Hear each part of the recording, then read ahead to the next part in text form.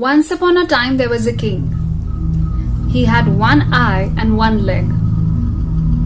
Once he was going around the palace hallway and there he saw the portraits of his ancestors. He thought to himself, one day my children will also walk in the same place. So he wanted to put his portrait with ancestors as well. So he called all the painters from all over to make a beautiful painting of his so that he can put it there. Now various painters and artists came, but they could not understand how to paint him beautifully with his defects. But eventually one of them drew a classic picture of the king and everybody was stunned to see this picture. This was a beautiful piece of art. How did he do that?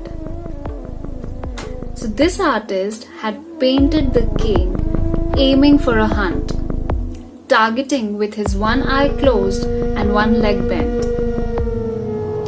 Now this story has some beautiful lessons, but the most important lesson that I got is the way the painter thought. That is how true life leaders think. They make the best out of every situation. They utilize the strength as well as the weakness in any situation to their advantage. Instead of blaming the resources and giving excuses that I don't have this, I don't have that, and my team is not good, my boss is not good, my environment is not good, they take the responsibility and create the best of whatever they have.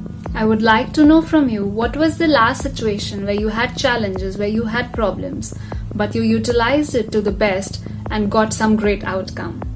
Do let me know.